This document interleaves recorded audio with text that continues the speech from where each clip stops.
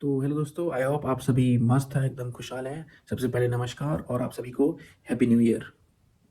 जैसे कि आपने कैप्शन में पढ़ लिया होगा कि आज हम बात करने वाले हैं डीओवी की, जिसकी फुल फॉर्म है डिक्लेरेशन ऑफ वैल्यू। यानी कि आप अपनी वैल्यू डिक्लेयर कर रहे हैं उस कंट्री में जाने के लिए, एजुकेशन के लिए, जहाँ पे जो आपकी वैल्यू है यानी आपकी जो क्रेडेंशियल है it is valid in that country as well. और डीओवी आपको देती है कौन? हम यहाँ पे बात कर रहे हैं फॉर एग्जाम्पल इटली की बात करेंगे अभी हम। तो यानी कि आपको जो इटालियन काउंसलेट और इटालियन एम्बेसी है वो आपको डीओवी देगी। ठीक है, एक लेटर होता है जिसमें लिखा होता है कि हाँ भाई ये बंदा जो है ये ग्रेजुएटेड है इस देश में, इंडिया में, और वो आपके यहाँ पे यानी इटली में जाके ही can do masters as well. ठीक है, तो चलो बात करते हैं प्रोसेस क्या है। सबसे पहले आपको अपने डॉक्यूमेंट्स अलाइन करने पड़ेंगे, अरेंज करने पड़ेंगे सारे। अब हम बात करें यहाँ पे हम फॉर एग्जांपल अपने एक यूनिवर्सिटी ढूंढनी, जस्ट ऐसी जैसे कि university of Naples, university of Padua भी है, और एक यूनिवर्सिटी ऑफ बलोनिया भी है। आपने सपोज आपने चूज़ कर ली यूनिवर्सिटी ऑफ बलोनिया, वहाँ पे आपने कोई 2 ईयर का मास्टर्स कोर्स सेलेक्ट कर लिया है। तो अब वहाँ से आपको क्या मिलेगा? एक प्री एनरोलमेंट लेटर मिलेगा, ले लिया आपने। ठीक है, वो एक डॉक्यूमेंट है, इंपॉर्टेंट, याद रखना इस चीज़ में। तो आपने प्री एनरोलमेंट लेटर आपके हाथ में है। ठीक है, फिर आपको क्या करना है? ग्रेजुएशन की आपकी डिग्री, ग्रेजुएशन की आपकी मार्कशीट या आप ट्रांसक्रिप्ट कह लीजिए, वो लेनी है। अब आपको सीधा जाना है अपने स्टेट में जहाँ से आपने ग्रेजुएशन, याद रखना इस बात को, जहाँ से आपने ग्रेजुएशन करी है। अगर आपने ग्रेजुएशन मुंबई में करी है तो आपको मुंबई जाना पड़ेगा। अगर आपने ग्रेजुएशन चेन्नई में करी है तो चेन्नई से होगा आपका ये काम, एचआरडी अटेस्टेशन स्टेट का, जहाँ से आपने एजुकेशन करी है जिस स्टेट से। अगर आप बिहार के हैं और आपने फॉर एग्जांपल टिहरी गढ़वाल से, गढ़वाल रीजन से, उत्तरकाशी से या देहरादून से आपने बैचलर्स करी है, तो आपको बैचलर्स जहाँ से आपने एजुकेशन करी है ग्रेजुएशन, वहीं से आपका एचआरडी अटेस्टेशन होगा, वही आपका वेरीफाई कर पाएंगे। ठीक है, तो चलो अपने डॉक्यूमेंट्स अलाइन करें, pre enrolment letter plus transcript और आपकी डिग्री क्लास क्वालिफिकेशन की, along with your copy of your passport front and back लेके जाएंगे आप। एचआरडी ऑफिस जाएंगे अपने उसमें स्टेट में जाएंगे।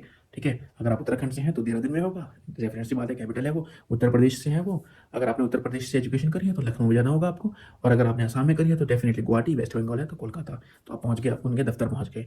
फिर भाई वो आपसे बोलेंगे लेटर लिखो यहाँ पे कि why you want to do HRD attestation. तो डेफिनेटली आपको तो पता है क्यों करना है भाई, हमें तुम एजुकेशन के लिए जा रहे हैं, मास्टर्स करने जा रहे हैं हम इटली में। तो वो आपसे पूछेंगे लेटर दिखाओ जी। चलो भाई लेटर है हमारे पास तो प्री एनरोलमेंट लेटर है। तो चलो एक वो डॉक्यूमेंट दिया आपने, सारे ओरिजिनल डॉक्यूमेंट्स आपने उनको दिए, एप्लीकेशन भी दिया। ठीक है, photo copy of your passport भी दे दिया। ठीक है, और याद रखना जो आपके डॉक्यूमेंट्स थे they should not be laminated, original ही चाहिए। लेमिनेशन नहीं अगर है तो भैया उसको हटा देना, वरना हटाने की जरूरत पड़ेगी डेफिनेटली, स्टैम्प तभी लगते हैं उसमें। ठीक है, तो चलो आपने सारे डॉक्यूमेंट्स एचआरडी ऑफिस में दे दिया। फिर इसका क्या होगा? एचआरडी ऑफिस बोलेगा भैया आप घर जाओ, जब काम हो जाएगा आप फ़ोन कर देंगे आपको। ठीक है, एचआरडी ऑफिस क्या करेगा? एचआरडी ऑफिस सीधा कांटेक्ट करेगा उस यूनिवर्सिटी से जहाँ से आपने बैचलर्स करी है। फॉर एग्जांपल आपने बैचलर्स कर रखी है देव संस्कृति विश्वविद्यालय हरिद्वार, तो वो क्या करेंगे? एचआरडी ऑफिस वाले उनसे कांटेक्ट करेंगे।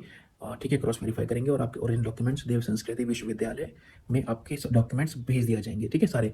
तो फिर वहाँ पे जो कंट्रोलर ऑफ द एग्जामिनर जो होता है वो प्लस रजिस्ट्रार आपकी डिटेल्स मैच करी जाएगी कि भाई जो इसके मार्क्स हैं, ये बंदे की जो क्रेडेंशियल है क्या ये हमारे पास रिकॉर्ड में है, तो वेरीफाई हो जाएंगे। तो कंट्रोल ऑफ द एग्जामिनर के स्टैंप्स लगेंगे उसमें, आपकी मार्कशीट और डिग्री के पीछे स्टैंप्स लगेंगे, रजिस्ट्रार के स्टैंप और सिग्नेचर होंगे, डेट भी लिखते हैं वो, और उसमें लिखते हैं कि it has been verified this guy is was the former student. ठीक है, फिर वो क्या करेंगे? जो देव संस्कृति विश्वविद्यालय है वहाँ पे सारे डॉक्यूमेंट्स वापस एचआरडी ऑफिस भेज देंगे थ्रू मेल, रेगुलर मेल पहुँचेंगे। तो जैसे आपके डॉक्यूमेंट्स एचआरडी ऑफिस से मिल जाएंगे तो आपको फ़ोन करेंगे भैया आपका वेरिफिकेशन हो चुका है, come fast and get your documents.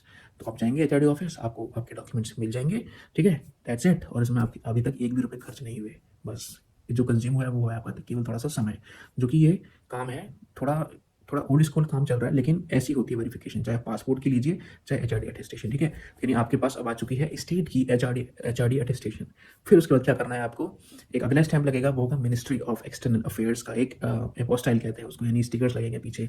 तो याद रखना इसमें एज एन इंडिविजुअल आप नहीं जा सकते मिनिस्ट्री ऑफ एक्सटर्नल अफेयर्स में, आपको एक एजेंट हायर करना पड़ेगा। अब आप सोच रहे एजेंट कैसे हायर करें? भाई आप मिनिस्ट्री ऑफ एक्सटर्नल अफेयर्स की वेबसाइट में जाएंगे, उसमें सिलेक्शन करेंगे यस एपोस्टाइल एंड लीगलाइजेशन, तो वहाँ पे आपको list of all the people, all the companies दिख जाएगी जो जो आपका एपोस्टाइल करने में आपकी हेल्प करेगी, like they are an agent. तो उन्हीं में से एक मैं लिंक में डिस्क्रिप्शन में डाल दूंगा, एक कंपनी जिसके जो ट्रस्टेड है काफ़ी, जिसका नाम है IVS ग्लोबल। मैं प्रमोट नहीं कर रहा हूँ, लेकिन they are authorise to act as an agent. ठीक है, बहुत ही नॉमिनल फीस है उनकी।